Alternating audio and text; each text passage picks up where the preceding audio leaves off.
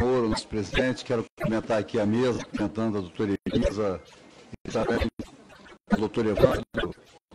Evidentemente, creio que nós estamos aqui numa fase de construção, do que a gente vai estar propondo para essa redução penal.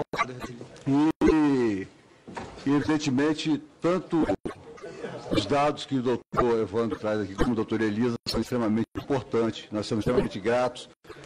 Eu quero deixar bem claro que eu, particularmente, e se eu pudesse orientar a orientaria, não podemos fazer desse debate um debate ideológico. Esse é o equívoco que nós estaríamos fazendo. Nós estamos aqui tratando de vidas, né? Estamos tratando de futuro de pessoas. Então temos que ter uma responsabilidade muito grande ao tomar qualquer medida aqui nessa comissão. Lógico que se nós formos ouvirmos hoje, né, as ruas está solicitando que se reduza a maioridade penal, se perguntar se é a favor de pena de morte ou de pena de morte, mas tudo isso é por incompetência, ineficiência do governo.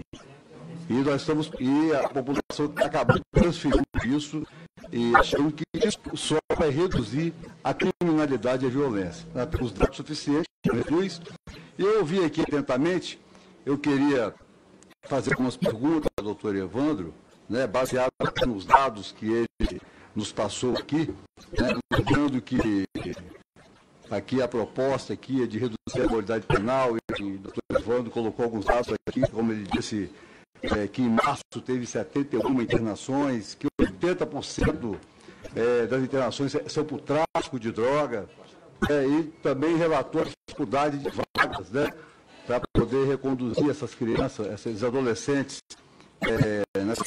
da Fundação Casa, né, nessas casas que têm a metodologia socioeducativa. E também disse que houve deficiência, como o próprio caso, né, doutor Evandro, 45 dias, né, para se concluir o processo, o adolescente vai para a rua. Falou aqui um assunto muito importante, ele disse que o custo de um adolescente na Fundação Casa é R$ 8.010 por mês. Isso representa R$ 96.000 por ano. E que o custo do preso é R$ 3.500 mês, e isso representa R$ 42.000 ano. Lógico que não é responsabilidade dos senhores, eu acho que é de todos nós. O aluno, hoje, o investimento que custa investimento, o investimento que o país faz por aluno no ano é R$ 6.800. Um pouco mais de R$ 500 por mês. Um pouco mais de R$ 500 por mês.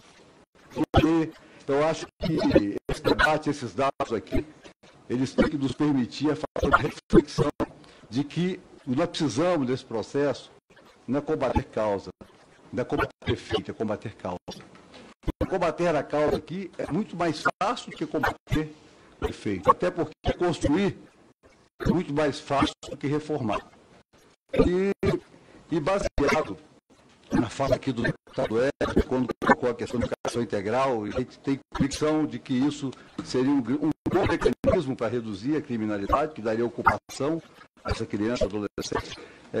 Foi colocado aqui estatísticas, né? Eu gostaria de acrescentar algumas também, que eu tive conhecimento, que para cada 100 habitantes nós temos 87 adultos cometendo delitos e temos 2,7 adolescentes cometendo delitos. Né? É uma diferença extremamente grande. Né? E aqui se fala muito dos crimes que o adolescente comete contra o adulto. Mas ninguém fala aqui os crimes que o adulto comete contra o adolescente. Até porque não daria tempo para poder colocar tudo aqui. Porque o que o adolescente comete contra o adulto é para descontar nos dedos. A gente sabe quais são as atrocidades, né? Então eu acho que é um momento de muita reflexão. E sabemos muito bem que o sistema prisional do Brasil ele é falido. Inclusive dos estados sul, né, Rio de Janeiro e São Paulo, presídio é mais do que os estados como sinônimo de faculdade do crime. Faculdade do crime, estou encerrando. Tanto que as maiores organizações criminosas do país está em São Paulo e no Rio de Janeiro, que é o PCC e o Comando Vermelho. Até hoje comanda o crime dentro do presídio. Para encerrar, eu gostaria de perguntar ao doutor Evandro, se esses 80% dos adolescentes que são presos por tráfico, eles são traficantes ou são realmente usados pelo tráfico? Isso acha que a Fundação Casa é mais semelhante a um resort ou mais semelhante a um presídio? E se o senhor também acha, pelo que vocês falaram aí, se alterar o Estatuto da Criança ou Adolescente com responsabilidades maiores, não seria uma alternativa para poder dar uma resposta à sociedade? Ok. Muito obrigado. Então, muito rapidamente, o que diz respeito ao presídio na escola do crime, como muito bem colocou o deputado Vidigal, há também... Então, podemos também deixar de considerar que a pessoa que é condenada e está ali, ela não entrou de uma forma inocente, né? Quer dizer, ela já veio para lá de uma certa forma corrompida. Talvez nós podemos discutir o nível dessa corrupção, né? Mas foi fora da cadeia que ela se justificou, tanto que veio assim para um processo penal pelo qual ela respondeu e ela entrou dentro.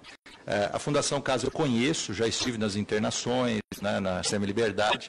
Não é um resort, evidentemente, mas também não é a mesma coisa que um presídio, no sentido de que nós conhecemos aí para os adultos, né? Enfim, eu acho que eram essas as colocações.